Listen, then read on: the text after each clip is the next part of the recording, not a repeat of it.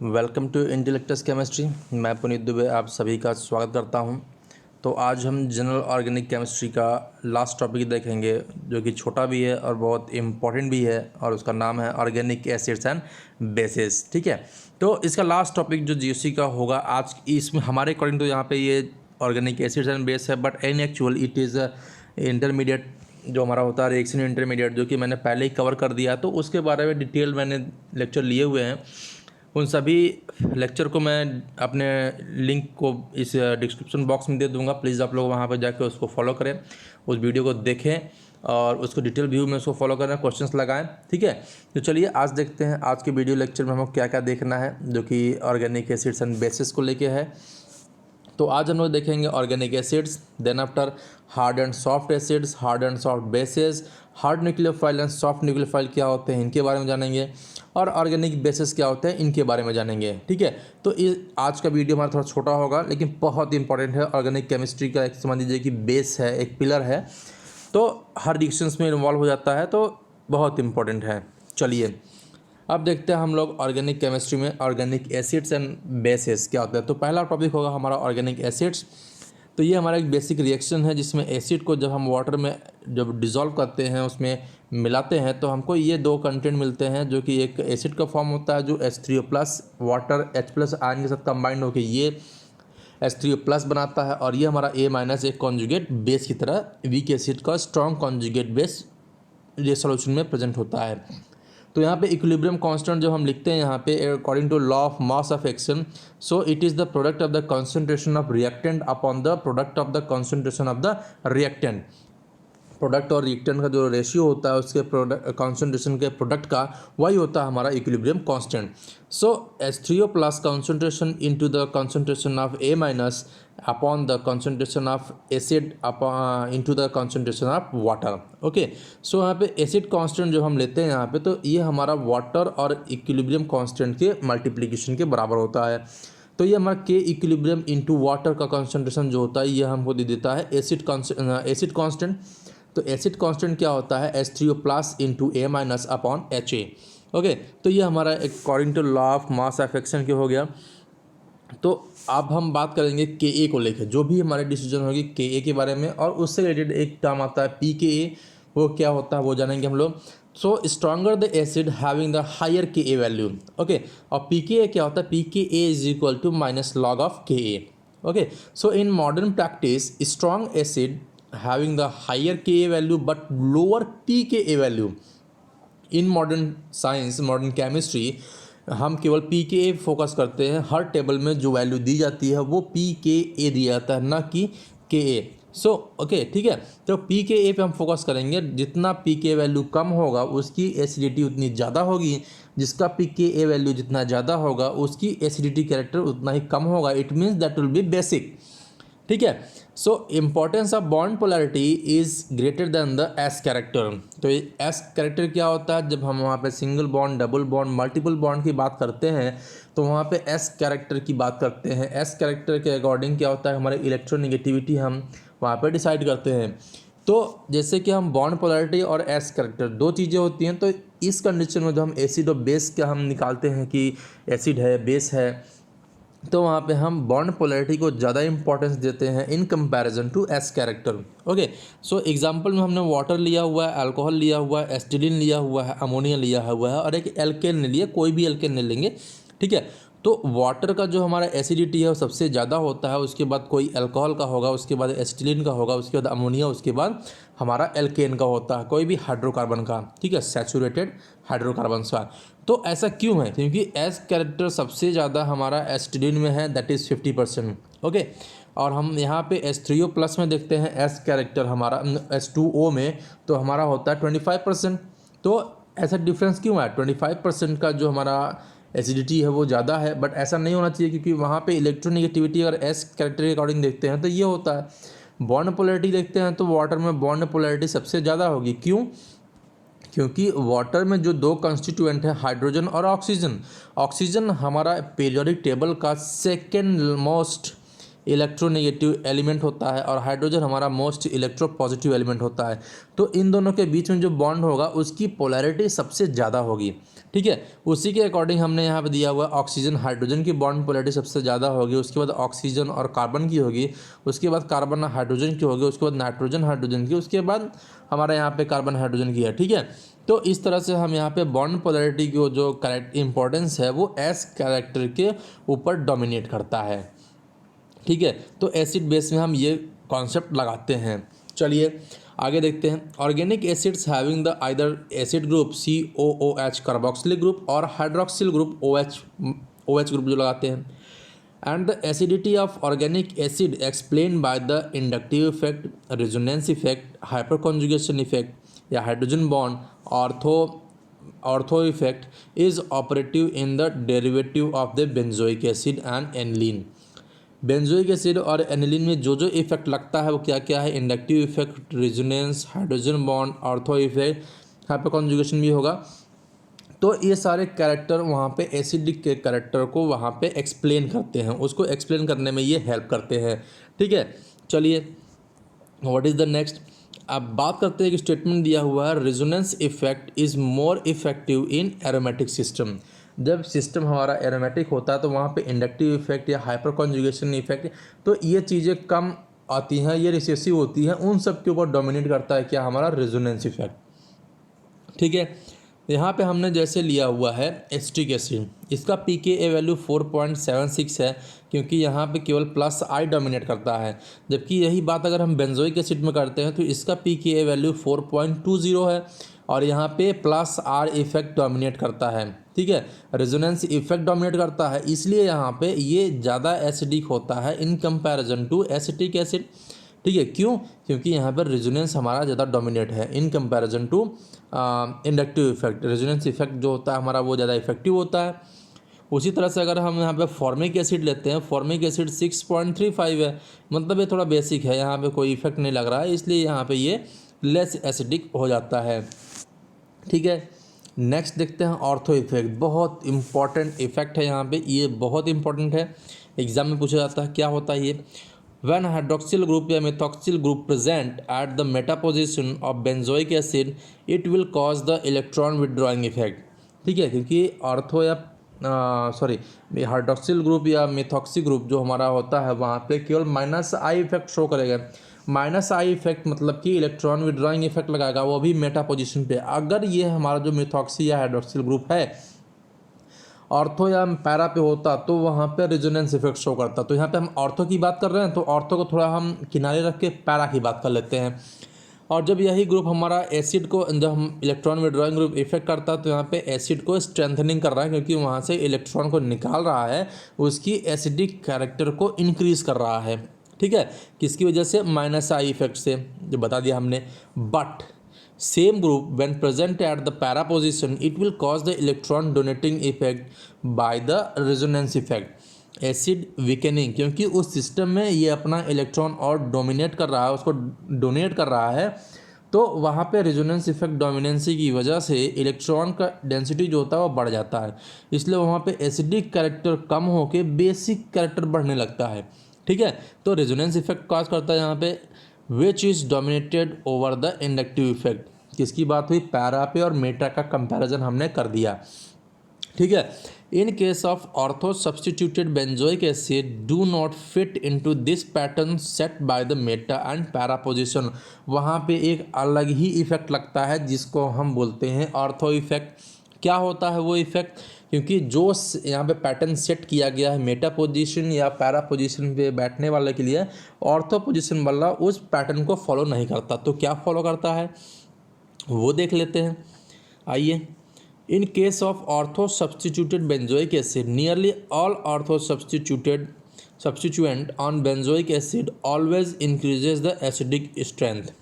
कोई भी ग्रुप हो, चाहे वो R इफेक्ट दे या ना दे, वो क्या करते हैं? एसिडिक कैरेक्टर को बढ़ाते ही बढ़ाते हैं। Either they are electron withdrawing और इलेक्ट्रॉन डोनेटिंग ग्रुप। ऐसा क्यों होता है? This is due to the nearness of the group, पास हो जाते हैं, क्लोज कॉन्टैक्ट में आते हैं, involve, but it is more than the steric effect. ठीक है, नियरनेस जो होती है उसके अलावा वहाँ पे एक स्टेरिक फैक्टर लगता है। उस स्टेरिक फैक्टर की वजह से हमारा जो बेंजोइक एसिड का ग्रुप है वो क्या होता है, प्लेन से बाहर चला जाता है। प्लेन से बाहर चला जाता है तो वहाँ पे क्या होता है, उसकी एसिडिक कैरेक्टर और बढ़ जाती है। ठीक है, electron withdrawing group at ortho position increases more acidic strength than the electron donating group. Ortho effect is usually large effect. Ortho effect बहुत बड़ा इफेक्ट होता है। इसमें एक बहुत इंपॉर्टेंट पॉइंट है कि इलेक्ट्रॉन विड्रॉइंग ग्रुप हो या इलेक्ट्रॉन डोनेटिंग ग्रुप हो, दोनों एसिडिक कैरेक्टर बढ़ाते हैं। लेकिन अगर वहाँ पे एक और बात आती है कि अगर इलेक्ट्रॉन विड्रॉइंग ग्रुप है तो वो एसिडिक कैरेक्टर इलेक्ट्रॉन डोनेटिंग के कंपैरिजन में ज़्यादा बढ़ाता है। ठीक है, तो ये बातें याद रखनी है ऑर्थो इफेक्ट में। ऑर्थो इफेक्ट यही होता है। फॉर एग्जांपल हम देखते हैं यहाँ पे हमने बेंजोइक ले लिया, वहाँ पे हाइड्रोक्सिल ग्रुप लगाया हुआ है, यहाँ पे हम कार्बोनिल ग्रुप लगाए हुए हैं, उसके बाद यहाँ पे ईस्टर ग्रुप लगाए हुए हैं। ठीक है, तो अब बात करते हैं यहाँ पे, तो हाइड्रोक्सिल ग्रुप के पास जो हमारा लोन पेयर है वो रिंग में डायरेक्ट इन्वॉल्व होगा, resonance effect means it is plus are effect. Carbonyl group minus are effect, यहाँ पे भी प्लस आर इफेक्ट है। तो माइनस आर इफेक्ट है, यहाँ पे प्लस आर इफेक्ट है, यहाँ पर भी कैसा है, प्लस आर इफेक्ट है। ठीक है, तो मैंने एक स्टेटमेंट दिया, इलेक्ट्रॉन विड्रॉइंग ग्रुप जो होता है वो इलेक्ट्रॉन को वहाँ से रिलीज़ करेगा, निकालेगा, और निकाल लेगा तो वहाँ पे उसकी एसिडिक कैरेक्टर को और बढ़ा देगा। तो इसलिए ये सबसे स्ट्रॉन्ग एसिड होगा in comparison to these two. Okay, समझ में आ गई बात? क्यों हो गया? क्योंकि ये इलेक्ट्रॉन को सिस्टम से निकाल रहा है, इलेक्ट्रॉन विड्रॉइंग ग्रुप है। ठीक है, दूसरा देखते हैं, यहाँ पे हमने मिथाइल ग्रुप लगाया हुआ है सब जगह, तो यहाँ पे स्ट्रॉन्ग इफेक्ट किसका लगेगा, इसका, क्योंकि यहाँ पे दो ऑर्थो ग्रुप लग रहे हैं, यहाँ पे एक ही है, यहाँ पे भी एक ही है। तो पीके वैल्यू से कंपेयर करेंगे, यहाँ पे पीके वैल्यू ओनली 3.21, 3.46, 3.91। पीके वैल्यू जितना कम उसका एसिडिक कैरेक्टर उतना ज़्यादा। तो ऑर्डर हमारा ये हो जाता है, ये सब ऑर्थो इफेक्ट की वजह से ऐसी एसिडिक नेचर को, ऐसी एसिडिक कैरेक्टर को शो कर रहा है ये। ठीक है, अब आते हैं एक अगला पॉइंट, हार्ड सॉफ्ट एसिड क्या होते हैं। Lewis acid into two category divide किया था। लुईस एसिड को दो कैटेगरी में डिवाइड किया था, class A and class B. क्या होता है ये क्लास ए एक्सेप्टर जो होते हैं are those that form their most stable complexes with donor of the second period. याद रखने वाली बात है, donor with second period of the periodic table, that is nitrogen, oxygen, fluorine, इन सब के साथ ज़्यादा स्टेबल कॉम्प्लेक्स बनाते हैं। इसलिए ये उस टाइप के जब कॉम्प्लेक्स बनाते हैं तो वहाँ पे क्लास ए ज़्यादा एसिडिक होगा। ठीक, इसी के कंट्रास्ट में जब क्लास बी की बात करते हैं तो वो क्या होता है, class B acids are those that form their most stable complexes with donor of third row और subsequent row of the periodic table, that is phosphorus, sulphur, chlorine, bromine, iodine. Second period को छोड़ के उसके बाद के जो भी period के साथ ये ग्रुप के साथ जुड़ते हैं तो वो उसके साथ स्टेबल कॉम्प्लेक्स बनाते हैं, तब जाके क्लास बी एसिड बोलते हैं उसको। ठीक है, क्लास बी एसिड। इस सिस्टम को पियर्सन ने डिफाइन किया था। तो Pearson classified acid bases as hard acid और soft acid according to their property. उन्होंने इस प्रॉपर्टी को देख के पियर्सन ने उसको डिफाइन कर दिया, उसको डिवाइड कर दिया दो क्लास में। क्लास तो पहले ही था, अब यहाँ पे हार्ड एसिड और सॉफ्ट एसिड की बात करेंगे। तो हार्ड एसिड क्या कैरेक्टर रखता है और सॉफ्ट एसिड क्या कैरेक्टर रखता है, आइए देख लेते हैं। तो हार्ड एसिड क्या होता है, उसका साइज स्मॉल होता है, पोलराइजिंग पावर हाई होता है और हाई पॉजिटिव ऑक्सीडेशन स्टेट होता है, तब जाके उसको बोलते हैं कि यह हमारा हार्ड एसिड है। ले देखिए, वो जितना छोटा होगा उसकी एसिडिटी उतनी ज़्यादा होगी। ठीक, द आउटर इलेक्ट्रॉन्स और orbitals of the hard acid are not easily distorted, मतलब कि उसको आसानी से डिस्टॉर्ट नहीं किया जा सकता। ठीक, सॉफ्ट एसिड की बात करते हैं तो यहाँ पे साइज़ क्या होता है, बड़ा होता है, लो पोलराइजिंग पावर होती है और लो पॉजिटिव ऑक्सीडेशन स्टेट होता है। तो इसमें क्या होता है, साइज़ बड़ी होगी, पोलराइजिंग पावर कम होगा और पॉजिटिव स्टेट जो होता है वो कम होता है। और वही हार्ड की बात करते हैं तो सब हाई होता है लेकिन साइज़ क्या होता है, स्मॉल होता है। ठीक, द इलेक्ट्रॉन और the orbitals of the soft acids are easily distorted. Easily distort किया जाता है, क्यों? क्योंकि ये साइज में बड़े होते हैं, जितने भी इलेक्ट्रॉन होते हैं वो आउटर में न्यूक्लियर फोर्स से दूर प्रेजेंट होते हैं, उतना इफेक्टिव न्यूक्लियर फोर्स नहीं लग पाता है जो जिसको हम इफेक्टिव न्यूक्लियर चार्ज बोलते हैं, तो वो इजीली पोलराइज किया जाता है। जबकि वहीं पे हार्ड एसिड की बात करते हैं तो वो सारे आउटर इलेक्ट्रॉन या आउटर ऑर्बिटल जो है न्यूक्लियर फोर्स के अटैच में होते हैं, न्यूक्लियर फोर्स के रेंज में होते हैं। जेड इफेक्टिव जो हमारा इफेक्टिव न्यूक्लियर चार्ज है वो स्ट्रांग लगता है, जिसकी वजह से वहाँ पे उस ऑर्बिटल्स को, वहाँ के इलेक्ट्रॉन्स को ईजिली डिस्टॉर्ट नहीं किया जा सकता, इसलिए वो क्या होते हैं, हार्ड एसिड होते हैं। फॉर एग्जांपल, जब हम एग्जांपल की बात करते हैं, फॉर एग्जांपल H+ आयन है, लिथियम आयन है, पोटेशियम आयन है, बेरिलियम है, मैग्नीशियम है, स्ट्रॉन्शियम है, मैग्नीज है, एल्युमिनियम है, गैलियम है, कोबाल्ट है, Bf3 है, यहाँ पे आयरन की बात करते हैं SO3 है, आयोडीन है +5 +7, इस तरह से। तो ये सारी चीज़ें जो सेकेंड ग्रुप के साथ, सेकेंड पीरियड के साथ, sorry not group, second period के साथ जो भी कॉम्प्लेक्स बनाएंगे वो स्ट्रांग बनाते हैं। तो इसलिए क्या होता है, हार्ड एसिड। और सॉफ्ट एसिड की बात करते हैं तो कॉपर हो गया, सिल्वर हो गया, गोल्ड हो गया, palladium, platinum, cadmium, oxygen, chlorine, bromine, iodine, RO, ये सब प्लेटिनम, हम मरकरी, ये सारी चीज़ें क्या होती हैं, एक्सेप्ट 2 ऑल द एटम्स के साथ स्ट्रॉन्ग कॉम्प्लेक्स बनाते हैं दूसरे पीरियड को छोड़ के। तो ये क्या होते हैं, सॉफ्ट एसिड। बॉर्डर लाइन की बात करते हैं तो यहाँ पे आयरन का 2+, कोबाल्ट का 2+, निकल का 2+, कॉपर का 2+, जिंक का 2+, लेड का 2+, NO+, C6H5+, Rc3+, SO2, ये सारी चीज़ें क्या होते हैं, बॉर्डर लाइन। ये कभी सॉफ्ट कभी हार्ड दोनों की तरह बिहेव करते हैं। तो ये हमारे हार्ड एंड सॉफ्ट एसिड का बात हो गई। अब हार्ड एंड सॉफ्ट बेस की बात करेंगे। तो hard bases are those in which the donor atom have low polarizability and high electronegativity. On the other hand, soft bases are those in which the donor atoms are easily polarized and have low electronegativity. ठीक है, क्या हो गया, hard base जो होता है वो क्या होता है, हमारे पास डोनर एटम क्या होता है, डोनर एटम के लो पोलराइजेबिलिटी होती है और हाई इलेक्ट्रोनेगेटिविटी होती है। जबकि सॉफ्ट बेस की बात करेंगे तो वहाँ पे डोनर एटम का जो पोलराइजेबिलिटी होता है वो कम होता है, लो पोलराइज्ड होता है, और उसकी जो इलेक्ट्रोनेगेटिविटी होती है वो भी लो होता है, तो उसको बोलते हैं सॉफ्ट बेस।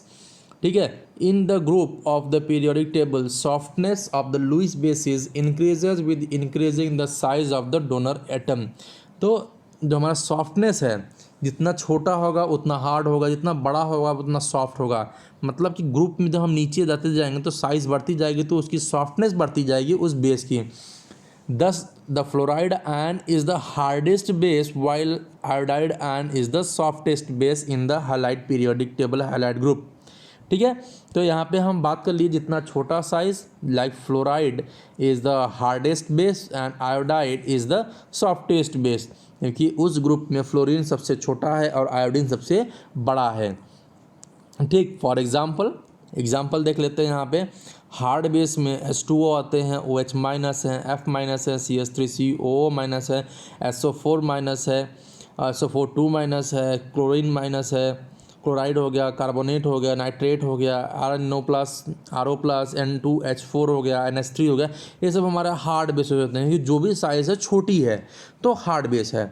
सॉफ्ट बेस की बात करते हैं तो यहाँ पे R2S है, RSH है, CO है, कार्बन मोनोऑक्साइड है, RNC है, SCN- है, CN- है, ये सब बड़े बेस हैं तो ये हार्ड सॉफ्ट बेस होते हैं। ठीक है, बॉर्डर लाइन की बात करते हैं तो वहीं पे NO2- हो गया, पिरिडीन हो गया, N2 हो गया, ब्रोमाइड हो गया, नाइट्राइट हो गया। तो ये सब हमारे क्या होंगे, बॉर्डर लाइन, कभी हार्ड कभी सॉफ्ट, दोनों के बीच में ये रिजाइड करते हैं। चलिए अब बात करते हैं हार्ड न्यूक्लियोफाइल और सॉफ्ट न्यूक्लियोफाइल क्या होते हैं। ये एक नया टर्म आया है, हार्ड न्यूक्लियोफाइल और सॉफ्ट न्यूक्लियोफाइल। ये क्या हो गया भैया, देख लेते हैं। हार्ड न्यूक्लियोफाइल क्या होते हैं, स्मॉल साइज होते हैं, चार्ज होते हैं, बेसिक होते हैं, मतलब उसका नेचर जो होता है बेसिक होता है, बेस होता है वो। लो एनर्जी की बात करते हैं, वहाँ पे एनर्जी लो होती है, होमोम होती है, हाईली ऑक्यूपाइड मॉलिक्यूलर ऑर्बिटल होता है। और यहाँ पे like to attack on the carbonyl group, carbonyl group पे अटैक करना पसंद करता है वो। ठीक है, दूसरा हो गया फॉर एग्जांपल यहाँ पे RO-, जैसे कि हम एल्कोक्सी ग्रुप बोलते हैं, NH2 माइनस और RLI एल्काइल लिथियम। तो ये हमारे क्या होते हैं, हार्ड न्यूक्लियोफाइल होते हैं।